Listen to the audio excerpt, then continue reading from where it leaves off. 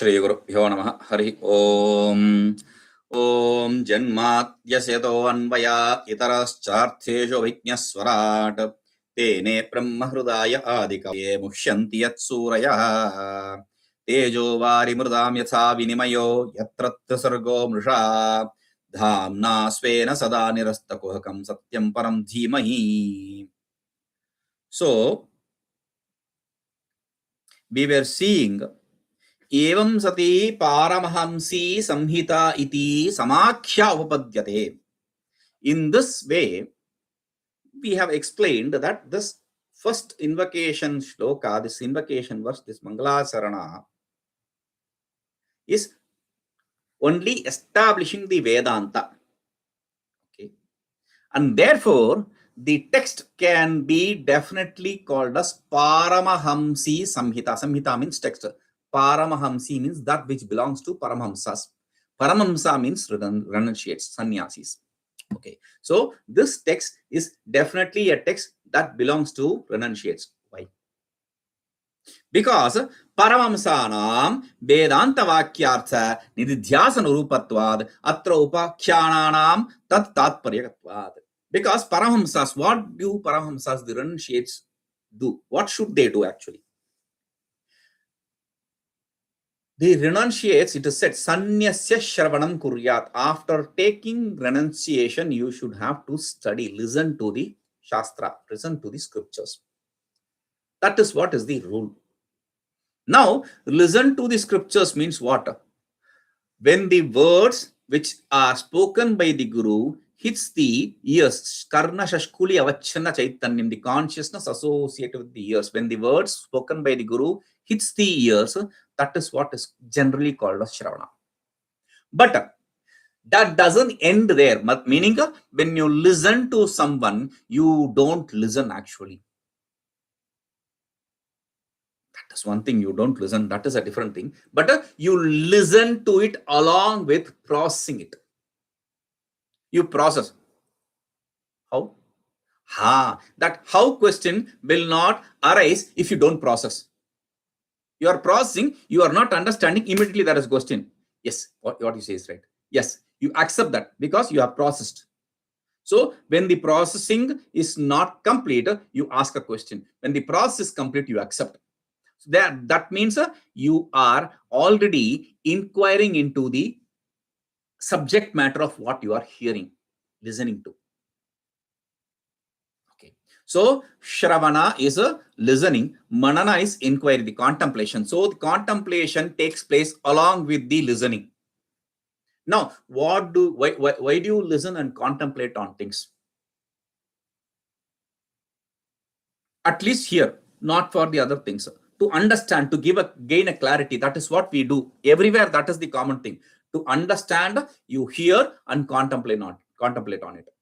Here, understanding is called Nididhyasana, meditation. Meditation means to be in that state, not go into that state. To be in that state is meditation.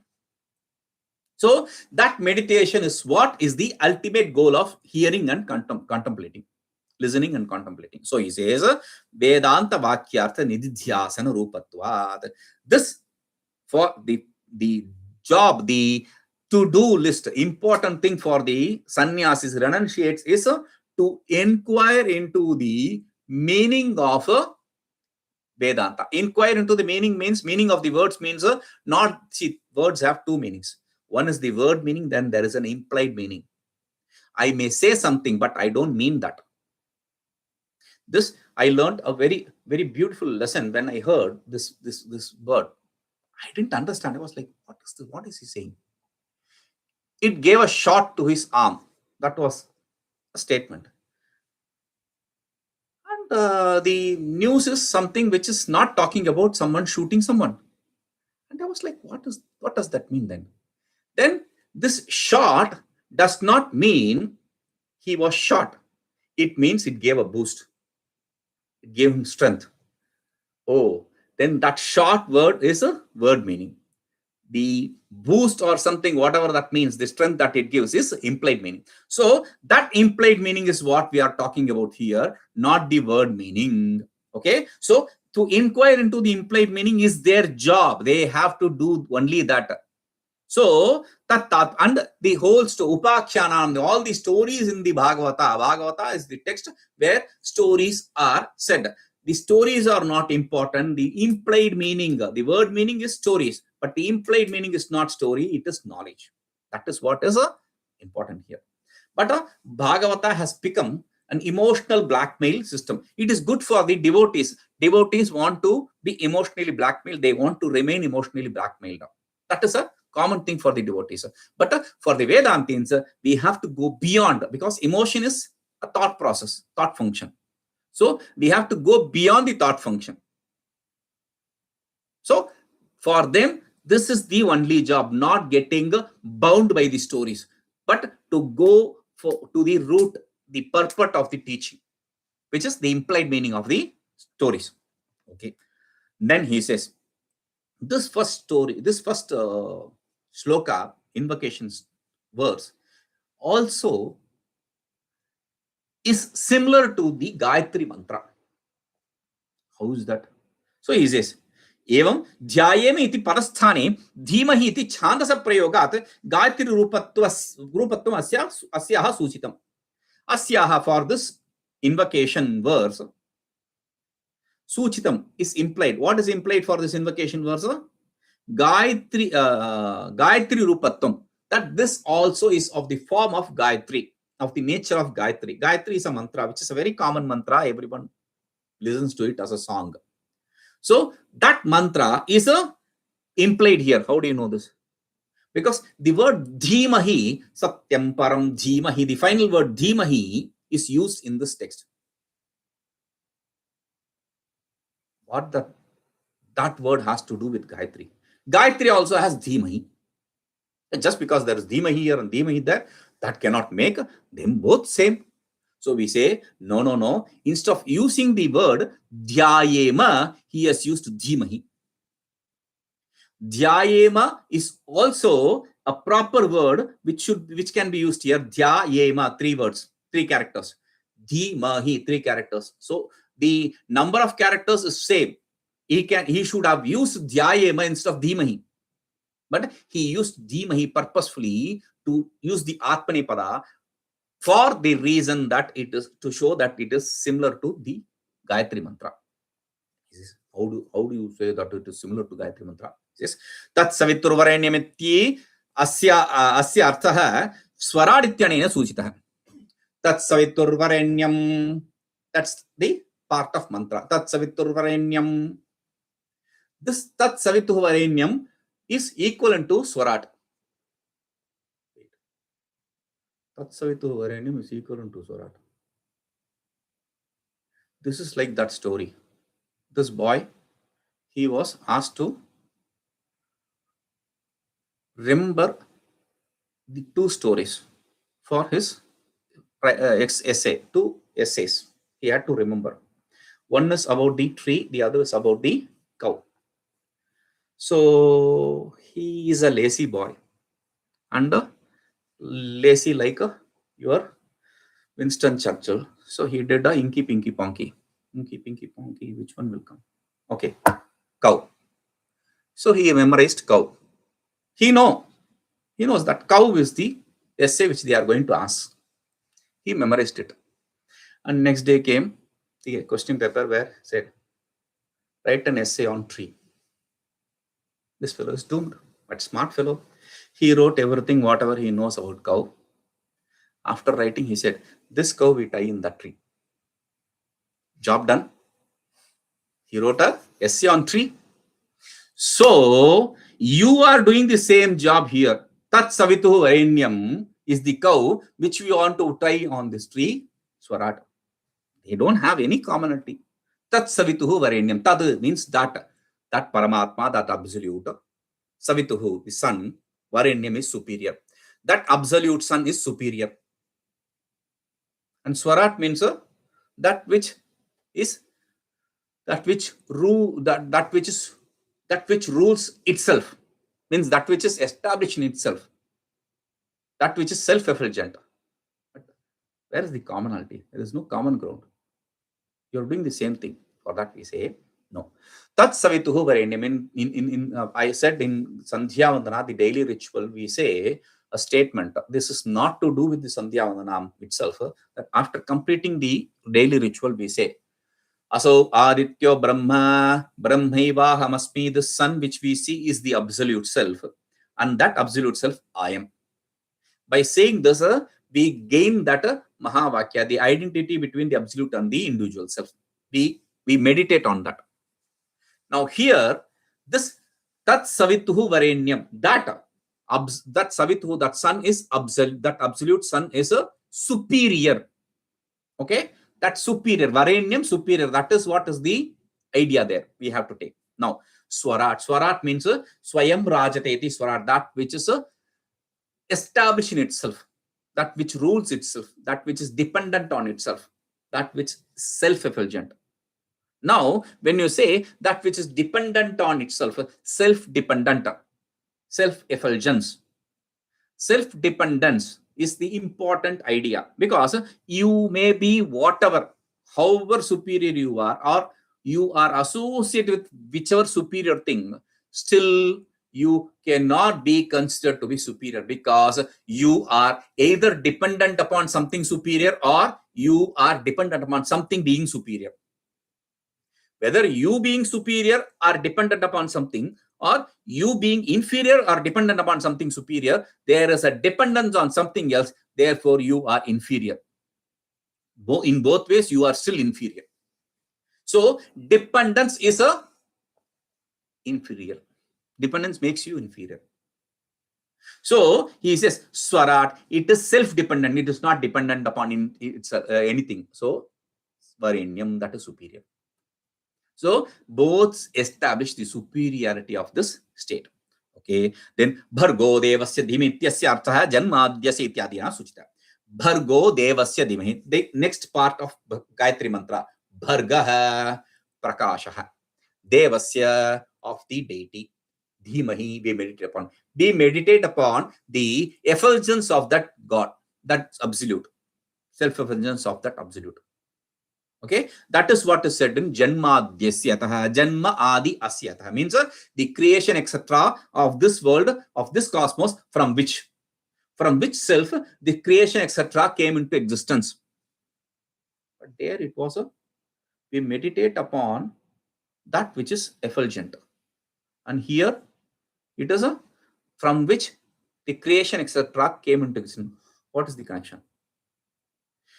The creation, etc., came into existence from which that is absolute, and that is what is it. We have to meditate only on that which is absolute, not something which is inferior. We have already established that. So, Geo, and why do you meditate upon it?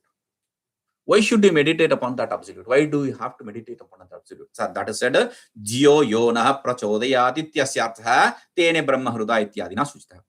The next concluding line of Gayatri Mantra is Diyo Yona Prachodayat. Diyaha, intelligence, Yo, that absolute, Naha, of us, Prachodayat, let it illumine. Let that absolute illumine our intelligence. Means let it make our intelligence effulgent. It is self-effulgent. Let it make our intelligence effulgent, meaning let it make us also self-effulgent. So that very idea is taught in Tene Brahma Hruda. Tene means Tanu Vistara, to expand. Expands means effulgence. So Brahma means absolute. Whatever is said, Yo, that which absolute. Hruda means heart. Heart is intelligence here. So let it shine in our heart. Let it illumine our intellect. They both are same. Iti suchita. Tatha Gayatri Vada Anisham Japtva Yesha. So what should we do? Similarly, Tatha Gayatri Vada Anisham Japtva Yesha Samhita iti. Japtavya Yesha Samhita iti. Therefore, we have shown that like we meditate upon Gayatri every day. We have to meditate upon, repeatedly chant, not meditate, repeatedly chant this Samhita, this text. This text means we are not talking about this verse, this whole text. That is why in the Durvasana Pratikara Dashaka, it is said, Sayam Gayat Sayam Bhagavadartha Divyakataya. Evening, we should have to meditate upon the divine stories of Bhagavata. Divine stories of Bhagavata means not just the stories, the implied meaning is the divinity there, not the stories. What is the point of hearing to this Krishna? He was born here, he died there. You are born, you are dead. Everyone who is born is going to die. There is no excuse, escape from this. So listening to someone being born, doing something supernatural and die does not make any sense. Does it make sense that Captain America was born in some place and he died at the end in whatever movie that is? So does it make any sense? He did also some supernatural things. What is that we gain from that? Nothing. So stories themselves does not make anything, does not change anything in us. Yes, devotion, yes, but people who are devoted to Captain America is also devoted, like people who are devoted to Krishna or Ishvara, something. So the devotion is there, but the import, the purport of that whatever story, that is what is important. Why did he die? That is what makes the difference. So here that we have to meditate on that teaching there. That is what is the important point there. Okay. Lakshanancha, because he gave it to think Spider-Man. So Spider-Man is with great powers come. Lakshanancha Shri Bhagavata. That is the purport there.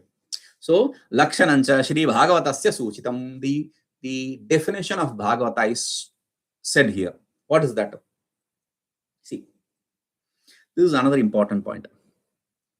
See, this first verse is talking about a Vedanta. That is the first explanation. Then we said the first verse is talking about a Gayatri itself. Then we say this first verse is the essence of the teaching of this whole Bhagavata text. What does that mean? It is like the logic which we explain, the math which we explain, A equal to B, B equal to C. Therefore, A equal to C. But therefore, A equal to C is not a given thing. You have to establish. You cannot accept A equal to C always. How? The book is on the table. The table is on the ground. Therefore, I cannot say the book is on the ground.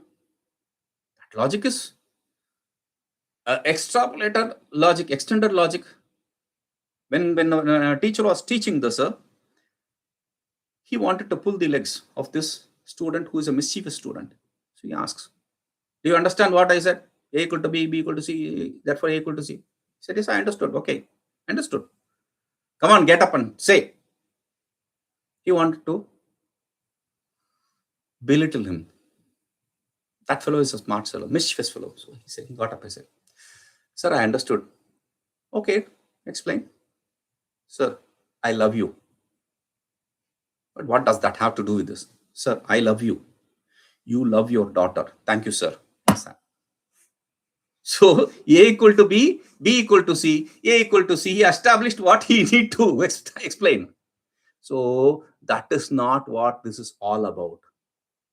We have to explain the A equal to C also. So he says, this Bhagavata text is the essence of this shloka also. The essence of the shloka, the teaching on in this verse is a complete Bhagavata, the entire Bhagavata. So how do you say? Tatha cha Matsya Purane, Purana Dana Prastava. In Matsya Purana, in another mythological text called Matsya Purana, during the Purana Dana, during the gifting of the Puranas, there is a topic here which says Yatra Adhikritya Gayatrim. There's a shloka there. Yatra Adhikritya Gayatrim Varnyate Dharma Vistaraha Vritra Suravadhopetam Tatbai Bhagavatam Viduhu. Yatra Adhikritya Gayatrim Varnyate Dharma Vistaraha Vritra Suravadha Upetam Tatbai Bhagavatam Viduhu. Iti Gayatri Upakramo Lakshanatven Ukta. The Upakrama, the beginning of the Gayatri and the definition of the Bhagavata is explained in this shloka. What does it say? Yatra, in which text? Gayatrim Adhikritya. taking the Gayatri, the birth of Gayatri, based on the Gayatri, the birth of Gayatri, Dharma Vistaraha Vivarnyate, the explanation of the dharmas, the explanation, the commentary on the complete dharma is shown by explaining the manifestation of this Gayatri, this deity Gayatri. Okay. And along with Vritrasura Vadhopetam, along with the killing of this demon called Vritra in that very chapter. Tadvai Bhagavatam Vidu. That is definitely what is called as Bhagavata. That is what is called as Bhagavata. The text Bhagavata, the name given for the Bhagavata is established there. Now, how do you say that this verse is essence, complete essence of Bhagavata? So he says, yes, I will explain. Evancha sargadini dasha lakshanani anena shlokena suchitani. The sarga etc. the 10 chapters, cantos they call. That is shown through this very shloka. See, let us understand what Bhagavata is. Bhagavata has 12 cantos. Okay, so in each of this canto, different ideas. The name given is Adhikara, etc., which we saw here. So Bhagavata is a text with 18,000 shloka verses.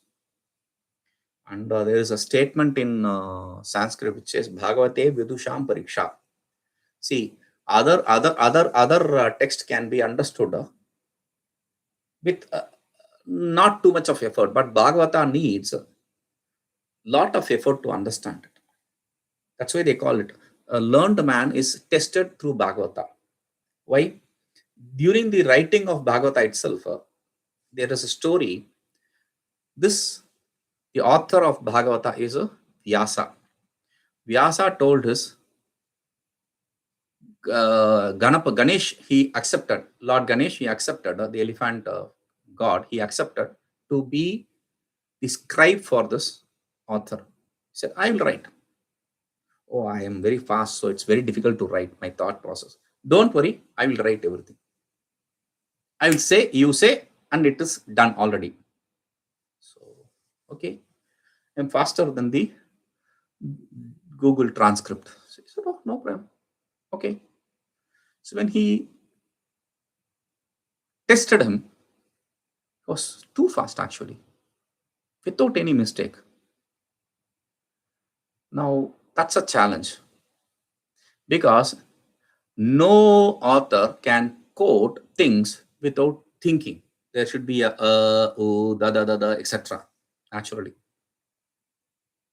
So he said, okay, you are going to write whatever I say, but that is not without understanding. You cannot write whatever without understanding. You have to understand whatever you write. That's the clause he put. Okay, I will write. So every 99 shloka will be a very common, without any issue, you can understand. The 100th shloka, there is a twist. You have to be very careful interpreting that. And after explaining the 99, he says this 100th shloka and lets Ganesha to. Does it mean that or this? So he has to think during the interpretation, during the time he takes to think the meaning, the next 100 shlokas are ready. So therefore, that is how the 18,000 shlokas are written. 18,000 verses are written by Ganesha, as quoted by Vyasa. Now there, the first chapter is Adhikara. The first chapter is named Adhikara. There, the Suta Goswami, he explains, he narrates the story to the devotees in the place called Naimisha Aranya, a forest called Naimisha. Still there, that the forest and the tree under which he thought they are still. The devotees flock there, and that place is respected even today. They are worshipping that place. So now there he in the first chapter starts with the birth of Parikshit. Parikshit is the hero in this book Bhagavata. Though there are multiple heroes, and villains and all that, but the main hero of the text is Parikshit. Parikshit, the birth of Parikshit and his curse. The reason for Bhagavata to be written or to be explained was this Parikshita, he mistreated a meditating sadhu. So his son, meaning there was he went, a monk was meditating. Parikshit was a king, emperor in that. So he was ruling all the three worlds.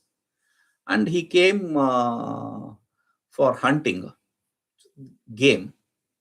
So when he was thirsty, he was looking at a place to drink water. So he saw a man there sitting and meditating. He woke him up. And that man was in deep meditation. He was not waking up. So he became very infuriated. He saw a dead snake. He took the snake and put it as a garland to make a point that I came and you didn't wake up. So to disrespect him, he did that. His son came and he saw his father being ill-treated in this way. So he saw who that person who did this. He cursed him. He cursed Parikshita that you put a dead snake on my father, therefore you will be killed by a snake in 7 days. And that time, Parikshit had a place which is like a fort, which has water surrounding that place. So no snake can cross that.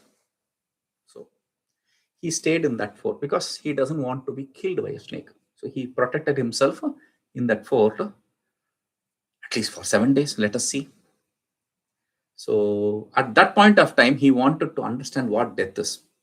So he invited the guru to learn what it is, and he understood that. And on the 7th day, somebody brought him fruits. Taksha, who was the snake king, was given the duty of killing Parikshit. He was the assassin. So he was told, okay, go and kill him. So he disguised himself in the form of a worm inside the fruit. When this fruit was taken from the mainland to that place, he took his natural form and killed him. That is a different story. The thing is, the story is that curse and Narada coming in front of him, appearing in front of him, telling him, Narada is a great Rishi. So he appeared in front of him and said, okay, don't worry. This curse cannot be taken back. So the only way is to understand what is that, meet this person. So here, there the Pandava story, etc. is explained. Then second chapter, second canto, explains the creation aspect, where Shukadeva, he teaches Parikshita about what the divine power is and how the creation came into existence from that divine. So all that is explained. And the third Visarga, the third chapter called Visarga, it deals with Vidura, another great character in Mahabharata. He takes onto this pilgrimage, and there is Maitreya. There is another avatara called Varaha Avatara, pig avatar.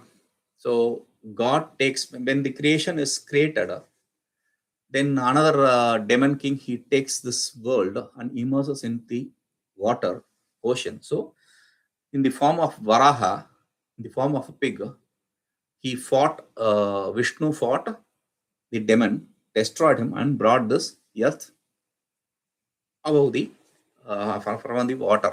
Okay, that story is explained, and along with that, Kapila, a great rishi, his teaching called Sankhya, not the Sankhya which we know.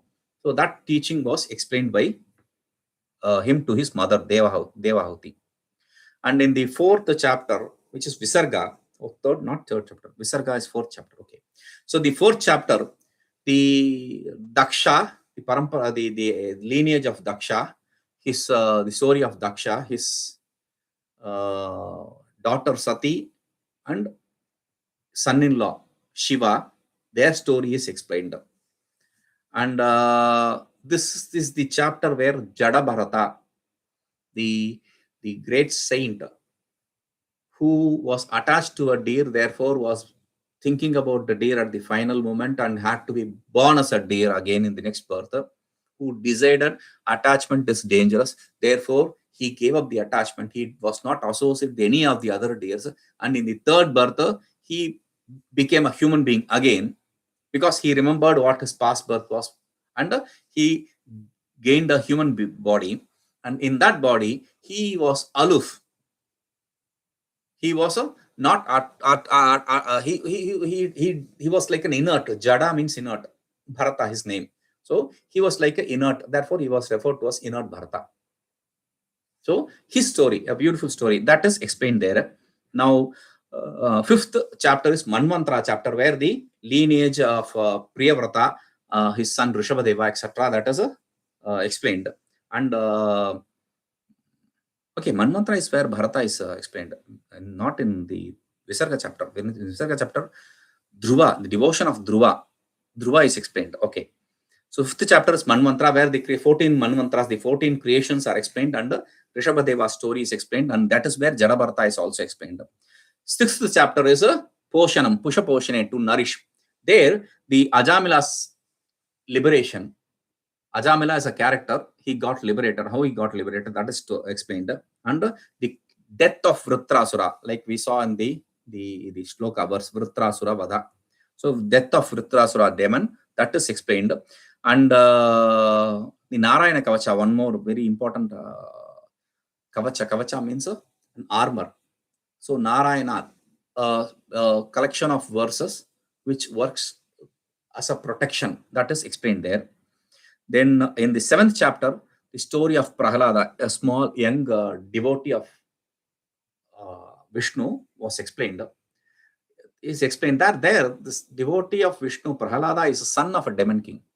And that demon king declares that I am God, no one else, not Vishnu, I am God. He destroys all the temples and he installs himself as God, and he makes everyone worship him. His own son got corrupt during the virus is put even while he was in the womb.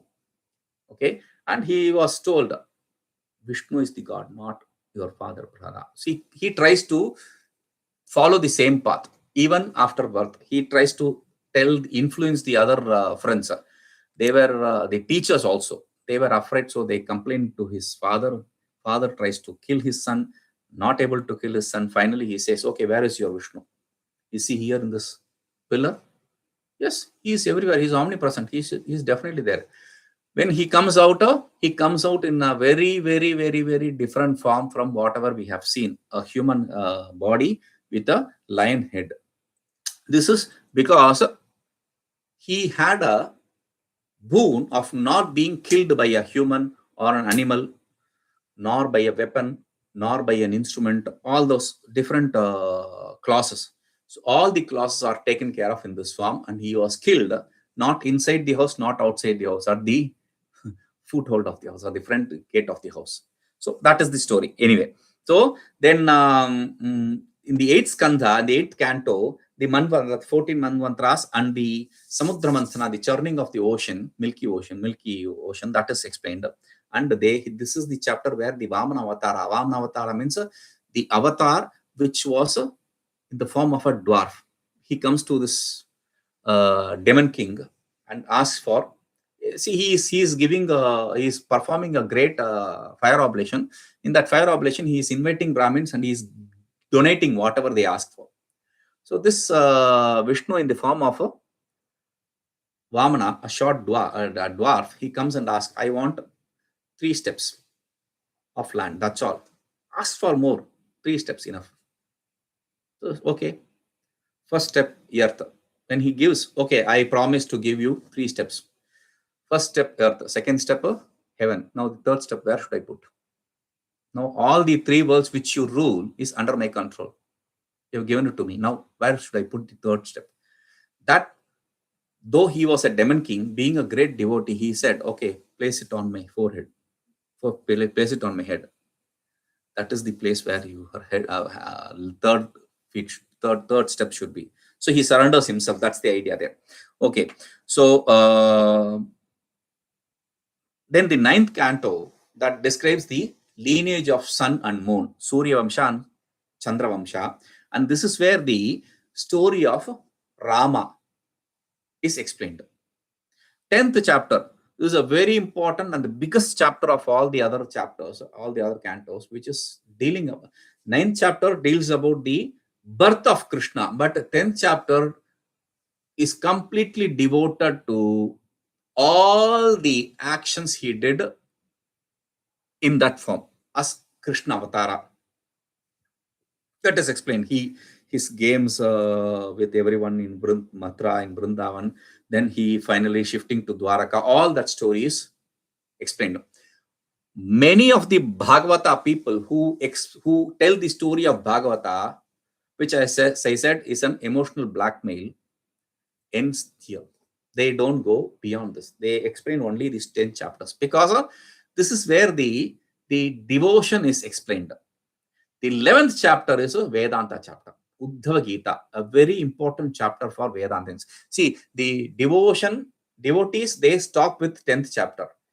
The Vedantins, they go for the 11th chapter alone, which is Uddhava Gita. Uddhava is a great devotee of Krishna. At the end of Krishna's period, Krishna comes to Uddhava and says, you are a great devotee. Please ask me what you want. Yes. Teach me the truth. So he explains him the truth. After that, he goes and sits under the tree, and someone thinks that is a deer there, it's making sound, so he kills. That's the curse. So the whole of Yadu Vamsha, the whole of clan of Yadu is completely destroyed along with Krishna. So that is the 10th chapter, 11th chapter. And in 12th chapter, we have the deterioration which takes place in the Kali Yuga, the age of Kali, and whatever bad that happens. That ends with the liberation of Parikshita and the Kali entering this world. Kali entering this world. At the end of Parikshit's life, Kali enters this world. So that is all explained there. Okay. So this is the essence of Bhagavata. That is explained in this shloka, in this verse. Janmadhyasya taitanena sarga visarga sthanani tritiya chaturtha panchama skandhani skandha vitpadyani sujitani. Janmadhyasya, from which this creation, etc. came into existence. With this, the 3rd, 4th, and 5th canto, which talks about the sarga visarga, the creation and the manifestation of this world, that is explained. Okay, that is implied. Then Tene Brahma Hridaya Adikavai Ityadina Bhaktanugara Lakshanam Bhoshanam Sashtanga. Tena, that Brahman, when you meditate upon the heart, he, that Adikavi, that primal cause, he blesses you. That blessing, Bhakta Anugraha, that blessing the devotee, which is Poshana, means which is the nourishing one, that is explained in the 6th chapter. That is pointed out here, implied here. Mushyanti Yatsura Ityanena Karma Vasana Rupa Utihi Saptamaskandha. So Saptamaskandha Vitpadya Sujita. Now Mushyanti Yatsura, with this word, the 7th chapter, which is a Utayaha, Uti they call it. Uti means the creative impulse. That chapter is explained. This is where the Prahalada story, Narasimhavatara, comes into existence, is explained. So that is referred. Not just that, the 8th chapter, which talks about the Manvantara, and the 9th chapter, which talks about the clan of Surya and clan of Sun and clan of Moon, that is also lineage of Sun and lineage of Moon, that is also explained. Manmantra Ishanukathe Ashtama Navamaskandha Prameye Sthanamadhye Eva Antarbhutah. In this very place, they are also included. The 7th, 8th, and 9th chapter, which talks about the 14 worlds and the lineage of Sun and Moon, that is also explained. Tejo Vari Murdam Vinimaitanina Nirodho Dashamaskandha Artho Darshita. Nirodha, which is the 10th chapter, which is the name of the 10th chapter, which explains the life of Krishna. That is explained with the Tejo Vari Murdam Vinimaya, where the earth, water, and the fire, that is explained. So that the 10th chapter explains that. Dhamna Svena Sada Nirastakokam iti Mukti. Muktir Ekadashi Skandhartho Darshita. Dhamna Svena Sada Nirastakokam. Nirasta Kohakam means impurity. Nirasta means dissolved. Sada, always. One whose impurity is always dissolved. And because of that dissolution of impurity, the removal of impurity, what happens? Svena Dhamna, he is established in his own self. So that which is liberation. That is what is explained in this 11th chapter. Okay. Satyam param dhi, Satyam param ityanena ashrayo dashita. Satyam param, that truth is the absolute. With this, the 11th chapter, which is ashraya, surrender, that is explained. Dwadasha skandhartha. 11th chapter is surrender, because that is where Uddhava surrenders to Krishna for him to teach the essence of truth. So that is explained. Jimahiti Atmane pada uttama purusha prayogat alsikari prathama skandhartha. So Jimahi, this is Atmane pada. Atmane pada and Parasmai pada are two ways of declension in a verb. When you do a verbal declension, nominal declension actually. When you do a nominal declension, it can verbal declension. When you do a verbal declension, you can either do it Atmane pada or Parasmai pada. When you do it in Atmane pada, the same word can be defined as Atmane pada or Parasmai pada. When you do it as Atmane pada, the meaning of Atmane pada means the result comes to you. Parasmai pada means the result goes to another person. So the same word can be declined in ways that it expresses the result is going to me or the result is going to you. Now, majority of the Sanskrit users, they are using the Parasmai pada, result always goes to others. It is not a selfless act. It is an ignorance of the Sanskrit language. So, and in temples where it should have to come to you, they use Atmani Prayoga. Without, that is also ignorance. So they always do this result coming to themselves. They always use the declension where the result comes to themselves. They use that. Now you are doing the karma for gaining a result, but the result goes to the person who performs the karma. So anyway, so that is explained in the Adhikari, meaning for whom the result goes. The result goes only to the eligible seeker, which is the first chapter, essence. So that is referred. Because the usage is Atmane pada, the result comes to you. You means the Adhikari, the eligible seeker. So that is the essence of first chapter, that is explained. Teneva dhyana upalakshita sadhana anusthana rupo dviti skandhartha. So with that very word, dhimahi, the means for gaining the meditation or means for gaining the absolute, which is the subject matter of the second canto, that is also included there. Iti Krishna Bhagavatartha Sochanam. Therefore, the whole 12 chapters, the 12 cantos are included in this very first verse. That is referred here. Okay. Tadetat Vyakhyanam Upanishadaya Rochate. This kind of commentary, only the people who are the followers of Vedanta, Upanishads, they will be interested in.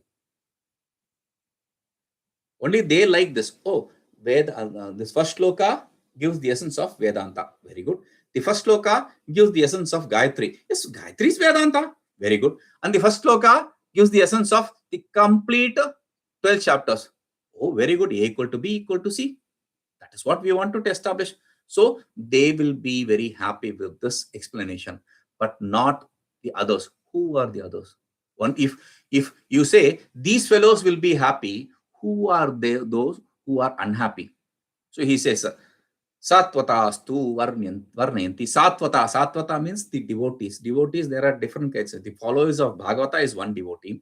The followers of the Pancharatra, another school of duality, where Vishnu is different from me. I worship Vishnu through these means. That is explained. That those people are called Satvata. So they explain this. We'll see how they explain this. Om Purnamadah Purnamidam Purnat Purnamadachyate Purnasya Purnamadaya Purnameva Avashishyate. Om Shanti Shanti Shanti. Oh.